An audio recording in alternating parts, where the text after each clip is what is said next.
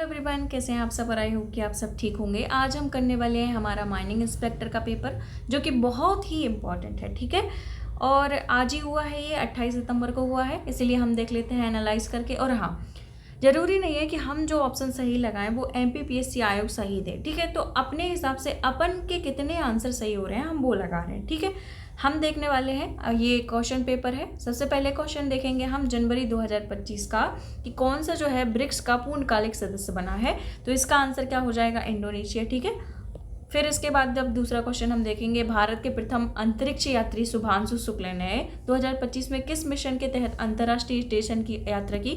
तो कौन सा मिशन था? वो एक्सियोम मिशन था। ठीक है, ये वाला आंसर हो जाएगा उसका। हाँ, भड़म लोक नृत्य भड़म सेतम भारिया हम कई बार पढ़ते हैं, और पीवाईक्यू हमने इतने सारे कराए हैं, तो उसमें से ये भी बहुत ज़्यादा इंपॉर्टेंट है, हमने किया भी हुआ है। ये आंसर इसका सही हो जाएगा। ठीक है, अब हम नेक्स्ट पे चलेंगे। कौन सा क्वेश्चन आया हमारा? लुकोड़ा किस जनजाति के बच्चों का खेल है? देखो, हमारी तरफ से तो इसका आंसर पारधी, लेकिन बिल्कुल गारंटी नहीं है कि आयोग इसका आंसर क्या दे दे। तो लुकोड़ा जो है किस जनजाति का बच्चों का खेल है, तो ये क्या आंसर हो जाएगा इसका? पारधी। ठीक है, फिर आगे हम चलेंगे, क्या लिखा है? जो फरवरी 2025 में खेलों को बढ़ावा देने के लिए मध्य प्रदेश में कौन सा सम्मान दिया गया था? बहुत ही कुल मिला के डीपली क्वेश्चन है, क्योंकि हम देखो अक्सर ये नहीं देखते कि कौन सा जो है मंथ चल रहा है। ठीक है, किस मंथ में जो है वो, ये भी आंसर सही नहीं होगा, ये भी आंसर गलत है, ये भी आंसर। जो आंसर एक्चुअल में सही है वो है स्टार एक्सिस पुरस्कार। ठीक है, ये तो दिए ही नहीं गए थे, और ये समथिंग अगस्त में दिए गए थे। और राष्ट्रीय जो खेल पुरस्कार हैं ये भी किसी और मंथ में दिए गए थे। तो आंसर क्या हो जाएगा हमारा? Sport star access. ठीक है, ओके। मध्य प्रदेश शासन की मुख्यमंत्री जो कृषक उन्नति योजना है, देखो कृषक उन्नति योजना है तो परिवार वगैरह से कोई लेना देना नहीं होगा। किसानों को प्रोत्साहन सहायता के लिए देखो उनकी खेती से संबंधित होगा। तो खेती में क्या यूज होता है? प्रति हेक्टेयर। तो ये आंसर आ जाएगा हमारा। ठीक है, और यही आंसर है। फिर मध्य प्रदेश में क्या लिखा है कि निर्गुण भक्ति संगीत में योगदान के लिए 2025 में पद्म पुरस्कार के, देखो ये अच्छा हो गया कि आंसर अलग अलग दिए हैं, है ना। तो ये आंसर है भेरू सिंह चौहान, ये आंसर हमारा सही हो जाएगा। हरि सिंह जो भट्ट हैं वो चित्रकार से संबंधित हैं। कैलाश सत्यार्थी अलग है। ठीक है, इनको पद्मश्री अवार्ड इस वर्ष का तो नहीं दिया गया। भावना डहरिया पर्वतारोही है, लेकिन इनको अभी नहीं मिला है। तो क्या आंसर हो जाएगा हमारा? भेरू सिंह चौहान। ठीक है, आगे चल के हम देखेंगे, लिखा है कंप्यूटर सिस्टम में बस का क्या यूज है?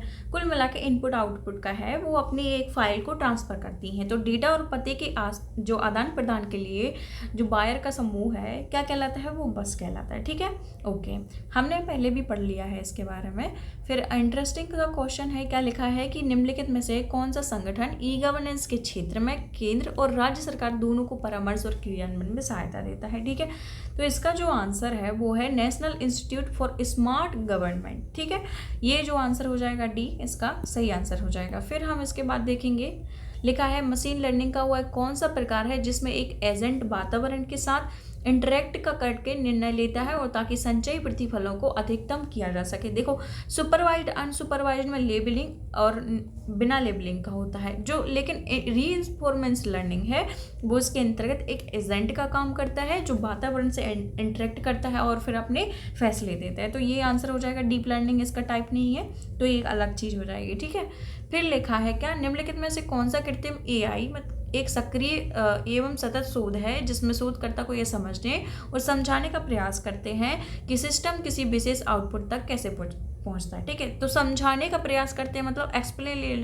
एक्सप्लेनेबल एआई हो जाएगा इसका आंसर। ठीक है, ओके। फिर हम आगे पूछेंगे, क्या है कि किसका तात्पर्य एक मशीन के समान प्रकार, देखो अच्छे से पढ़ो क्वेश्चन को, इसमें ही आंसर छुपा है कि किसका तात्पर्य एक मशीन के समान प्रकार की भौतिक वस्तु या उपकरण द्वारा अन्य समान प्रकार, दैट मीन्स एक मशीन दूसरे मशीन से कम्युनिकेशन कर रही है। तो कौन सा आंसर हो जाएगा हमारा? Machine to machine communication. ठीक है, इसका आंसर हो जाएगा।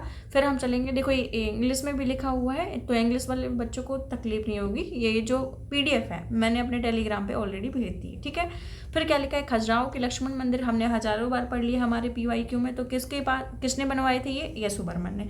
यशु बर्मन का दूसरा नाम ही लक्ष्मण बर्मन है, तो उसी ने बनवाए थे। ठीक है, फिर लिखा है जो भोपाल शहर के जल स्रोतों के निर्माण हेतु जो कुदुसिया बेगम है किस जर्मन इंजीनियर को नियुक्त किया था?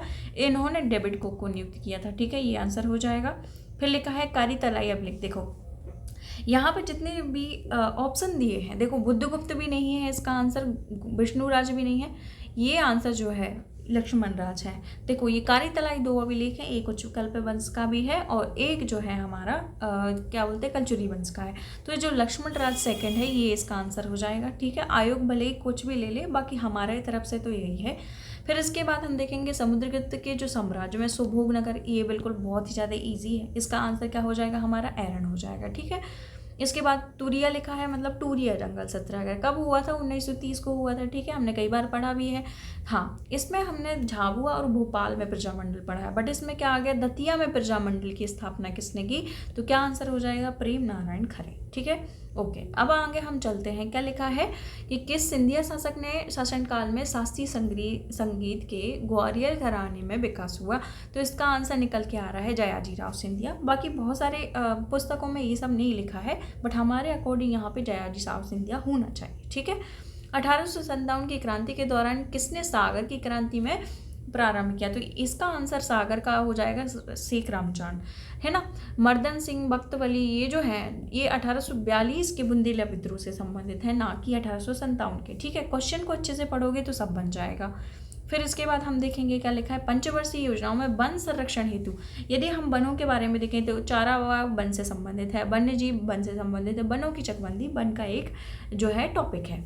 बट जो सामाजिक न्याय प्रदान करना है ये वनों का एक टॉपिक नहीं है, तो ये आंसर गलत हो जाएगा। ठीक है, फिर क्या लिखा है, सेनानी गंजन सिंह कोरकू हम हमेशा गंजन सिंह कोरकू कहते हैं। और मैंने आपसे पहले भी बोला था कि इनकी जो है सरनेम पूरा अच्छे से बोला करो, क्योंकि अक्सर ऐसे क्वेश्चन आ जाते हैं। तो अभी आप ही गया तो गंजन सिंह कोरकू इसका आंसर हो जाएगा।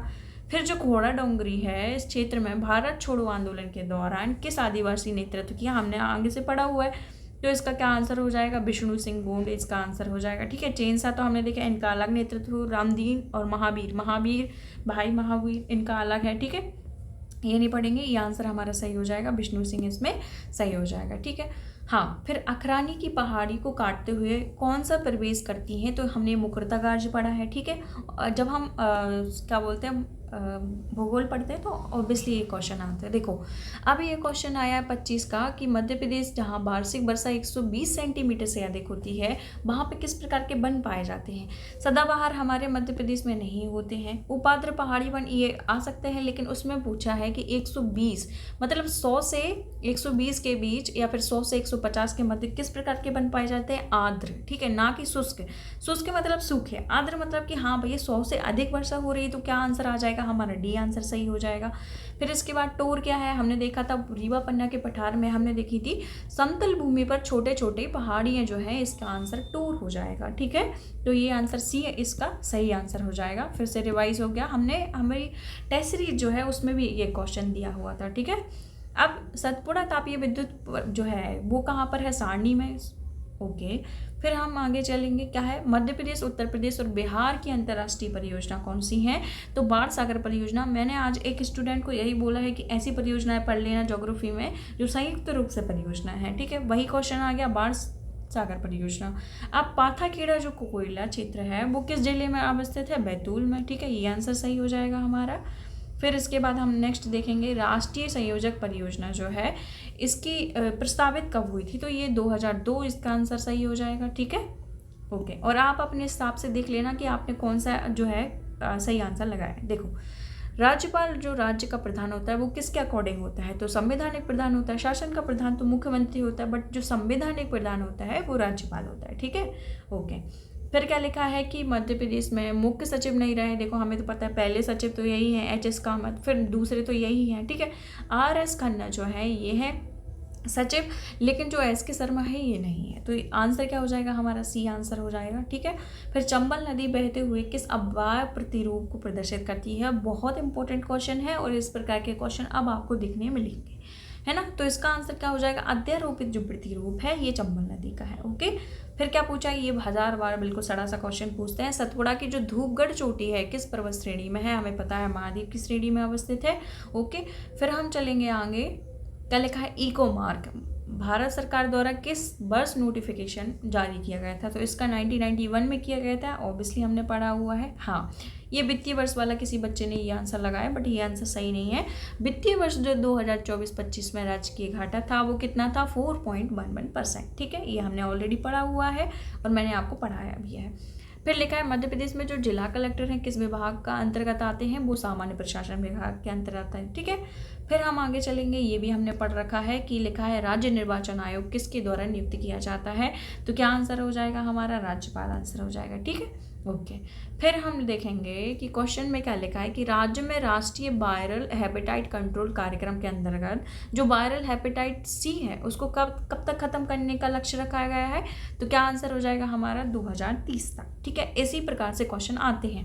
जैसे हमने सिकल सेल एनीमिया को खत्म करने के लिए 2047 है उसका वर्ष घोषित किया। ठीक है, अब फिर क्या लिखा है, व्यावसायिक सुगमता के अंतर्गत मध्य प्रदेश में शामिल पहलों में सम्मिलित है, तो कौन सा शामिल है भैया, प्रत्यक्ष लाभ है अंतकरण। ठीक है, ये वाला शामिल है।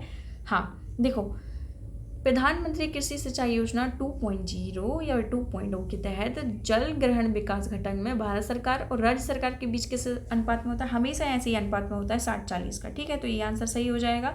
फिर लिखा है दिसंबर 2024 तक राज्य की नवीनीकरण ऊर्जा की स्थापना क्षमता, देखो कहीं कहीं मुझे ये सोर्स मिल रहा है और कहीं कहीं कुछ मिल ही नहीं रहा है, तो ये आंसर मेरे अकॉर्डिंग तो ये वाला है। ठीक है, डी नंबर हो जाएगा उसका सही। हाँ, मध्य प्रदेश में कितने जनजातीय विकास खंड है, 89 है। ठीक है, इसके बाद हम आगे चलेंगे। हाँ, ये आ गया राज्य अनुसूचित जनजाति आयोग का गठन कब हुआ था, 1995-96, हमने एक्ट भी पढ़ा था। फिर क्या लिखा है, ये थोड़ा सा इंटरेस्टिंग क्वेश्चन है और अलग क्वेश्चन है। मध्य प्रदेश में जो अनुसूचित जनजाति राहत योजना है नियम 1979 किस वर्ष संशोधित किया गया था, तो इसका आंसर 2012 है। ठीक है, फिर क्या लिखा है, मध्य प्रदेश में कितनी जनजाति PBTGS, मैंने 1000 बार बता दिया है, बैगा भारिया सहरिया, तो 3 है, ये आंसर सही हो जाएगा हमारा।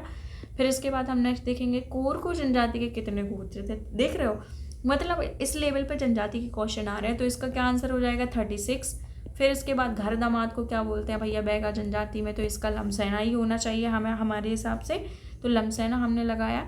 देखो इसमें फिर से आ गया कि रघुनाथ सिंह मंडलोई अमरवीर क्रांतिकारी सेनानी नायक थे, किस जनजाति के थे, तो ये क्वेश्चन मैंने गलत किया था, मैंने एक बार और आपको बताया, ये थे भिलाला जनजाति से संबंधित है। ठीक है, फिर लिखा है लास्ट वाला क्वेश्चन, श्री बादल भोई राज्य आदिवासी संग्रहालय कहाँ पर है, तो भाई वो हमारा छिंदवाड़ा में अवस्थित हो जाएगा। ये थे हमारे 50 क्वेश्चन।